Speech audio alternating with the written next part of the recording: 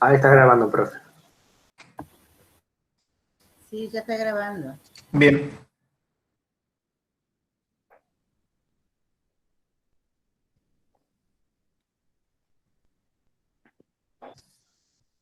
Para que no veo ahora el power. ¿Se ve el power? ¿Se ve? Ahí se ve. Perfecto. Sí, se ve. ¿No? Sí, sí, se ve. Bueno, perdón. ¿Cómo andan? Buen día. Buen día, profe. Bueno, Buen día. Buen día. la idea es hacerlo bastante dinámico y que a usted le sirva como para poder tener una idea de cuál es el enfoque general con respecto al manejo de los pacientes o del paciente quemado. Básicamente van a encontrar un montón de definiciones.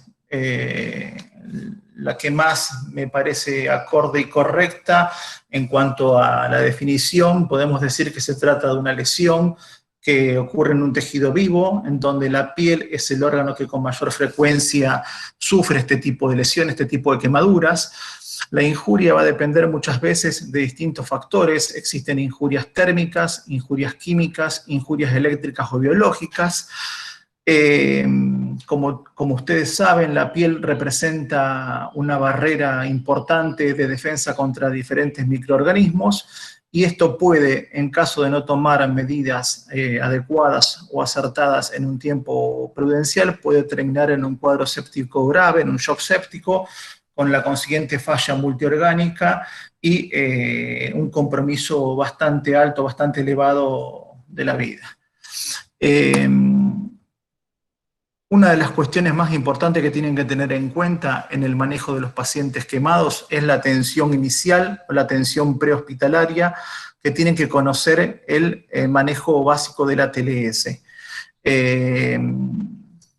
Generalmente hay que respetar una serie de pasos en el ATLS que les va a permitir, una vez que completen los pasos iniciales, pasar. Una vez que el paciente se encuentre compensado hemodinámicamente, van a pasar a una valoración secundaria. Inicialmente, con respecto a la ATLS, van a tener en cuenta el ABCDE, que tiene que ver con el manejo de la vía aérea, el manejo de la respiración y ventilación, el manejo de la circulación y el control de la hemorragia, el déficit neurológico y, por último, la exposición y el control de la hipotermia. Estos pasos deben ser respetados como tal, para seguir un orden de prioridades. Con respecto al manejo de la vía aérea, es fundamental el manejo de una vía aérea permeable, que es la prioridad absoluta en el paciente gran quemado, y debemos considerar la posibilidad de una intubación precoz en aquellos pacientes con inhalación sintomática o bien pacientes con lesiones térmicas que afecten cara, boca u orofaringe. Existen una serie de signos de compromiso de la vía aérea que son fundamentales a tener en cuenta. La quemadura facial o del cuello, la pérdida de las vibrisas nasales y cejas, el esputo carbonáceo, las lesiones inflamatorias agudas de la orofaringe, y el estridor y la disfonía. Entonces, como paso inicial en el manejo de la ATLS del paciente quemado, debemos considerar la vía aérea permeable, que es el ítem A. Una vez superado el primer ítem, debemos tener en cuenta el manejo de la ventilación a través de una oxigenación adecuada. Profe. Sí. Disculpa que te moleste, pero no se está pasando el power. Pero, che. ¿No pasa ahí? Ahí está. ¿Ahí está? Sí, ahí está, no sé qué pasaba. Bueno. Para el manejo, entonces, ya lo vieron, el manejo de la vía aérea, prioridad absoluta, intubación precoz en pacientes con lesiones sintomáticas o bien pacientes con lesiones térmicas que afecten cara, boca u orofaringe. Como prioridad absoluta es mantener la vía aérea permeable para pasar al segundo ítem, que se trataría del manejo de la ventilación a través de una oxigenación adecuada, con máscara de oxígeno al 100%, y debemos prestar especial atención a los movimientos respiratorios, a la presencia de fracturas, de crepitación en cuello, tórax o bien la presencia de heridas a nivel del tronco, y es fundamental evaluar deformidades torácicas o bien identificar quemaduras profundas o circunferenciales a nivel del tronco y del cuello. ¿Por qué? Porque las mismas pueden afectar a la dinámica respiratoria. Y es en este caso, en la atención prehospitalaria o atención inicial del paciente quemado, donde podemos considerar la realización de escarotomías. Procedimiento quirúrgico que consiste en poder efectuar o realizar incisiones laterales a nivel de los miembros que presentan quemaduras circunferenciales o en tórax que afecten la dinámica respiratoria, y estas incisiones laterales van a llegar hasta el tejido celular subcutáneo, realizadas en una sala de shock room o en una sala de atención inmediata. La misma se realiza con bisturí, con el objetivo de mejorar la dinámica respiratoria y mejorar la circulación de las extremidades. Escarotomía. Cualquier cosa me van parando. El C se refiere a la circulación, al monitoreo cardíaco, al control de los pulsos periféricos mediante la utilización de una oximetría de pulso, el control de la tensión arterial, y es muy importante en esta etapa la colocación de las vías periféricas, vías centrales o vías intraóseas que pueden ser colocadas sin peligro a través del tejido quemado en caso que sea necesario.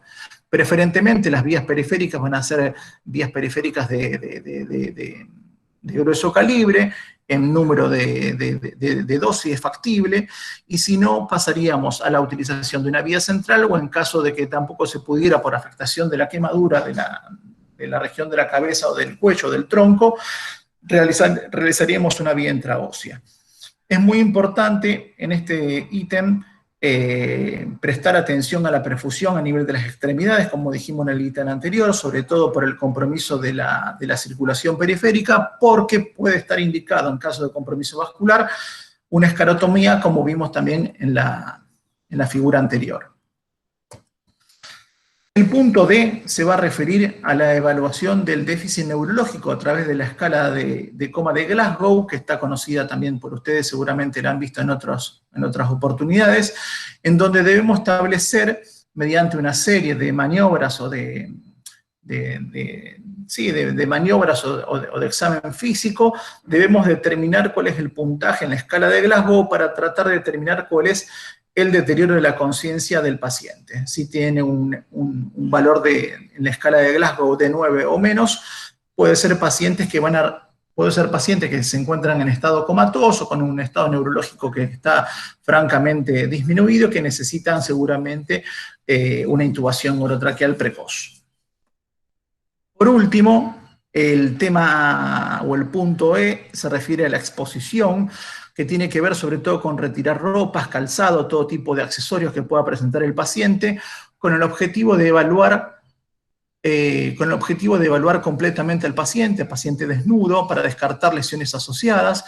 Se debe lavar profusamente con agua solución fisiológica, y por último, debemos tener en cuenta que el procedimiento puede ser realizado en una sala de reanimación con temperatura adecuada para evitar la hipotermia. Entonces, dijimos que la valoración inicial es la atención prehospitalaria, manejo de la TLS, vía aérea permeable, el tema de la ventilación, de la oxigenación, el tema de la circulación, el tema del déficit neurológico, y por último, el tema de la exposición para poder descartar lesiones asociadas y hacer una valoración inicial. Una vez superado el proceso inicial del manejo del paciente quemado y el paciente se encuentra estable desde el punto de vista hemodinámico, podemos considerar la realización de una valoración secundaria. Paciente estable, valoración secundaria.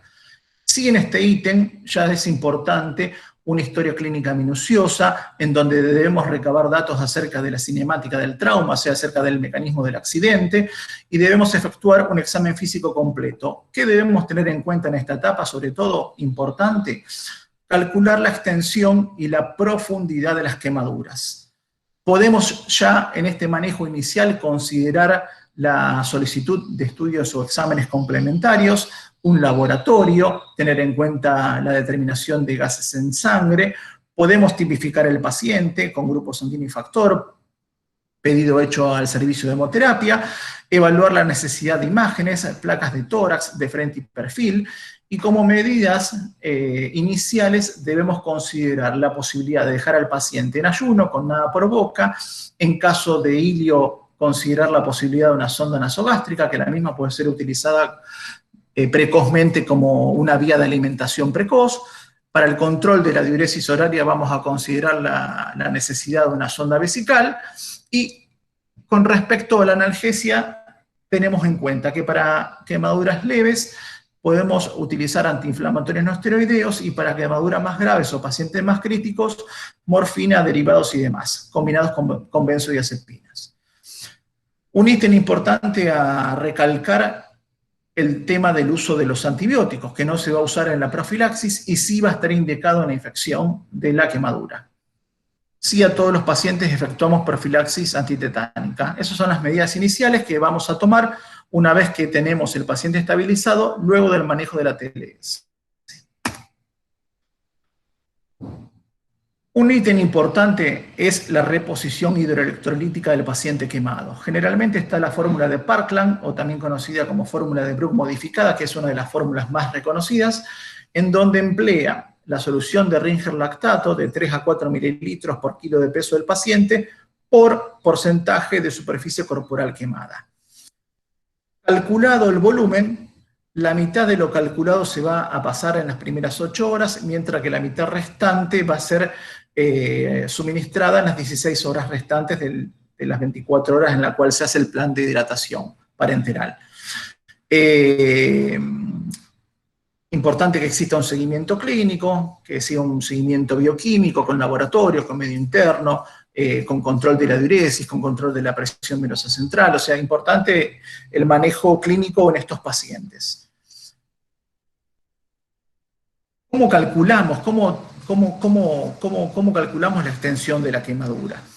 Entonces, podemos usar diferentes tipos de reglas o esquemas para calcular la superficie corporal quemada.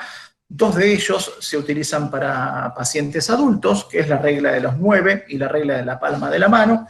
Y finalmente el esquema de Lambrauder es el esquema que se utiliza con mayor frecuencia para valorar la superficie corporal quemada en niños. ¿Se va viendo el Power, no? Sí. Sí, profe. Sí. Bueno, ¿va bien o vamos medio rápido? Bien, bien. Bien, bien. Vamos. Entonces, hicimos la valoración primaria, la atención prehospitalaria, manejo de la TLS, paciente estabilizado hemodinámicamente, valoración secundaria, historia clínica, examen físico completo, exámenes complementarios, hidratación, laboratorio, imágenes, medidas iniciales de tratamiento, y calculamos la extensión de la quemadura a través de diferentes reglas o fórmulas, que para los adultos utilizamos la regla de los 9, que utiliza a los distintos segmentos corporales un valor de 9 o sus múltiplos, y solamente dejamos el 1% para la región de los genitales o periné. De esta forma podemos calcular la superficie corporal quemada a través de la regla de las 9. Al gráfico bastante... Están todos los libros, están todos lados, y después el Power, si quiere, se los paso, pero va a estar grabado. Con respecto a otra de las fórmulas utilizadas está la palma de la mano, útil este tipo de cálculo para aquellas quemaduras irregulares, en donde consideramos que la cara palmar del paciente representa el 1%. Este tipo de valoración, sobre todo para quemaduras de superficie, quemaduras de distribución irregular, es muy útil para calcular el porcentaje de superficie corporal quemada.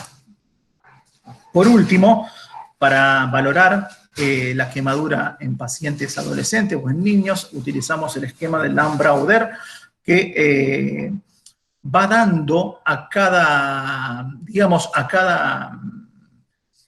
cada superficie con respecto a la cabeza y a los miembros inferiores, va variando de acuerdo a la edad, que por cada año de edad se disminuye el porcentaje a nivel de la cabeza y va aumentando a nivel de las extremidades.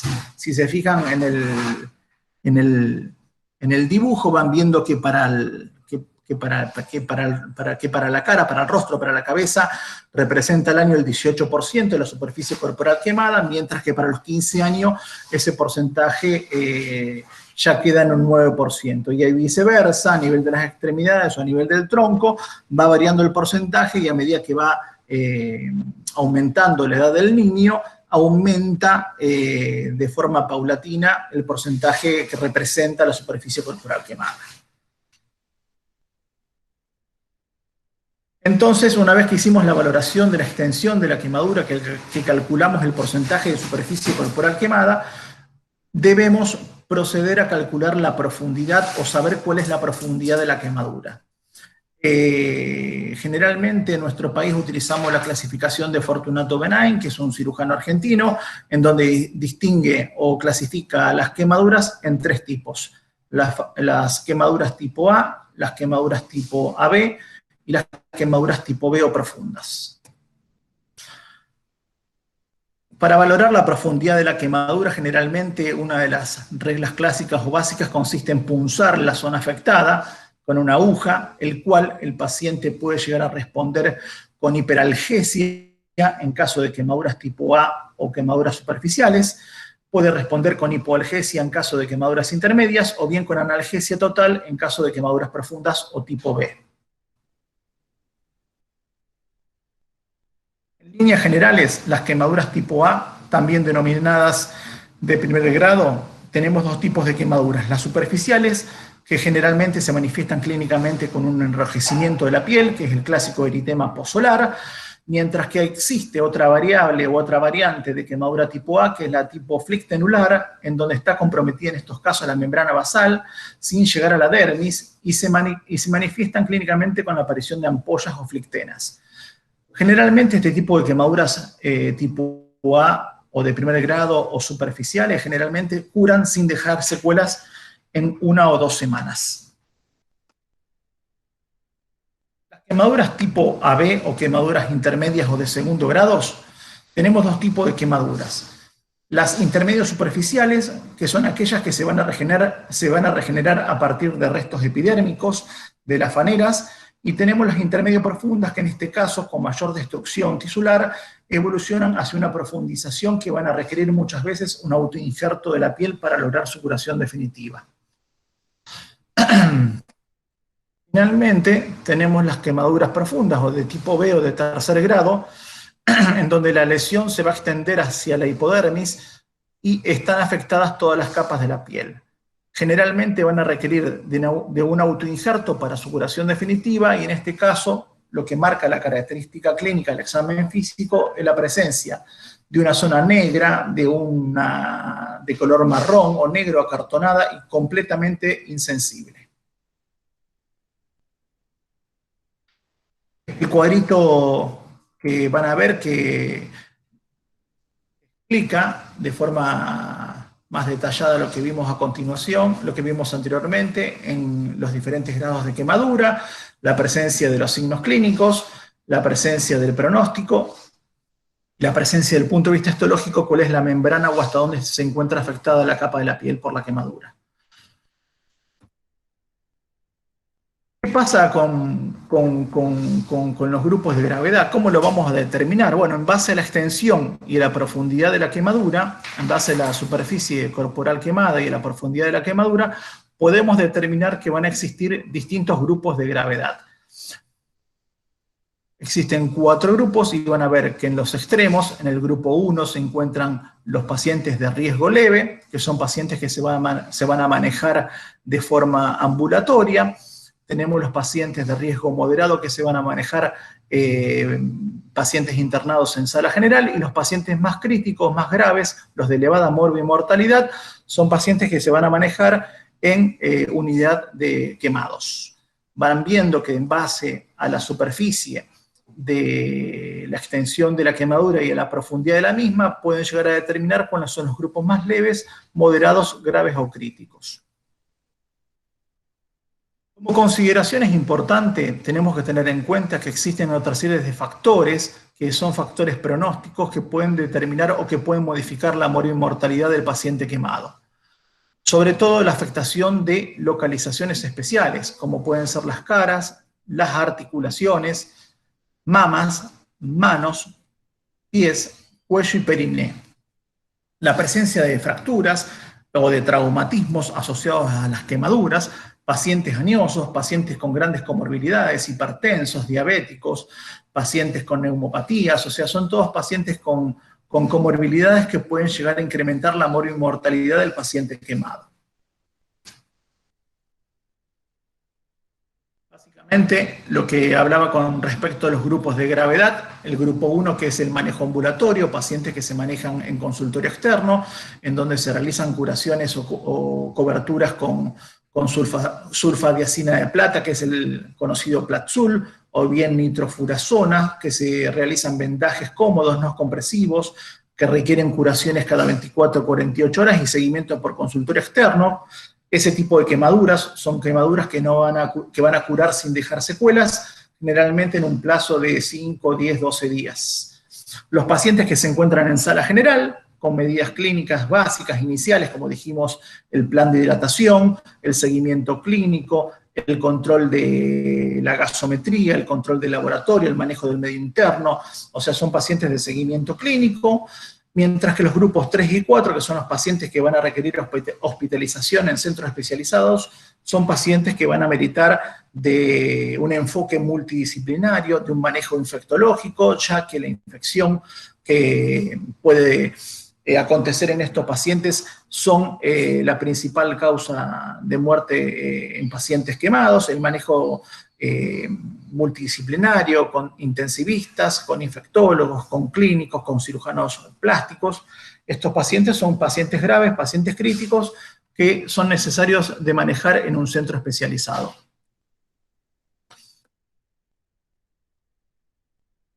¿Cómo hacemos el tratamiento local de las quemaduras? Básicamente lo vamos a hacer en una sala, en un quirófano, en un ambiente aséptico, donde vamos a indicar como primera medida un lavado con solución salina o agua corriente, una limpieza de la zona afectada con clorhexidina o iodopovidona, y con respecto al manejo de las flectenas puede ser controversial. Algunos dicen que hay que dejarlas intactas en aquellos pacientes con quemaduras leves o superficiales, y bien en aquellos pacientes con quemaduras extensas o profundas se sugiere la debridación, la toilette de la herida. No hay ninguna duda de que debemos realizar toilette o debridar el tejido necrótico, concepto conocido como escarectomía, con el objetivo de evitar infecciones de la quemadura. Van a ver o van a leer que existen dos tipos de escarectomías, la escarectomía tangencial y la escarectomía fascia. Estos términos por ahí se los pongo y se los dejo así reflejados para que tengan una idea de qué estamos hablando. En realidad, más que los conceptos que voy a decir a continuación, no quiero que sepan.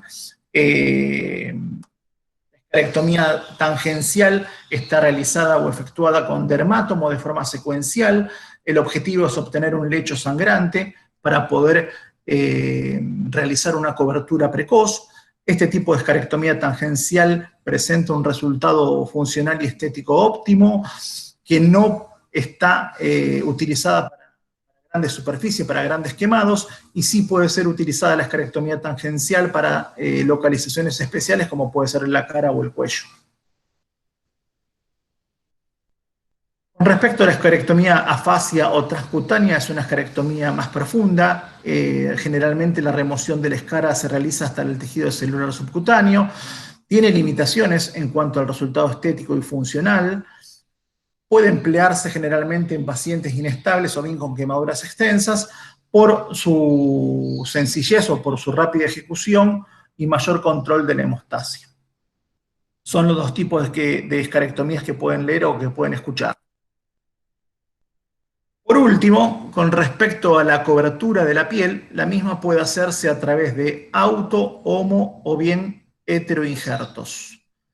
Autoinjertos se refiere a la utilización de la piel del mismo individuo, homoinjertos a la piel de un individuo a otro, pero de la misma especie humana, y heteroinjertos van a tener en cuenta la piel de un individuo a otro de diferentes especies, como puede ser la piel de cerdo utilizada en el hombre.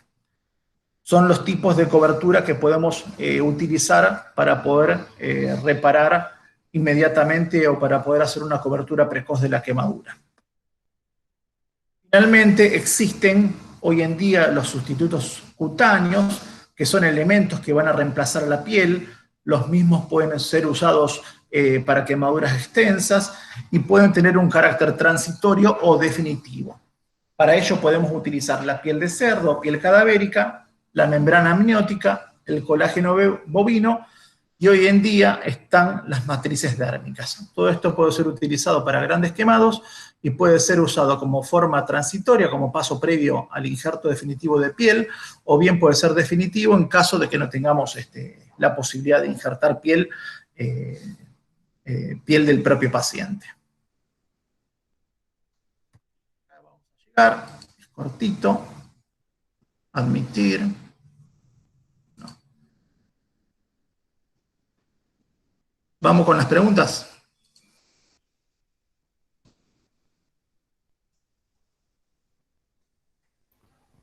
Hola doctor, buen día. Una pregunta, con respecto a la esclerotomía, según la extensión del quemado, ¿no corre el riesgo de tocar algún vaso sanguíneo según la profundidad? ¿O cómo es la prevención? Porque pienso que puede llegar a ser una afección hipovolémica por tocar alguna arteria importante haciendo esclerotomía. Uy, pero se está inflamado. Con respecto a la escarectomía, es de necesidad muchas veces porque el tejido necrótico, el tejido muerto, hay que removerlo. ¿Por qué hay que removerlo? Porque hay que extraerlo, sacarlo, porque eso es un foco de infección. Entonces, la escarectomía, que puede ser usada de forma tangencial o secuencial, es preferible en muchos casos, sobre todo en pacientes que no son grandes quemados, a la escarectomía afasia o transcutánea, que es una escarectomía total, con mayor riesgo de sangrado y demás.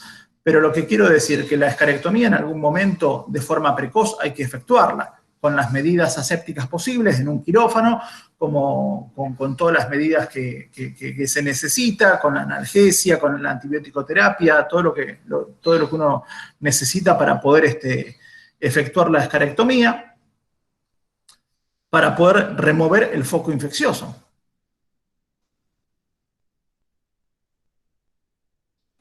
Bueno, gracias. Profe, usted dijo que podrían hacer la incisión, por ejemplo, en la pierna o en distintas áreas. ¿Eso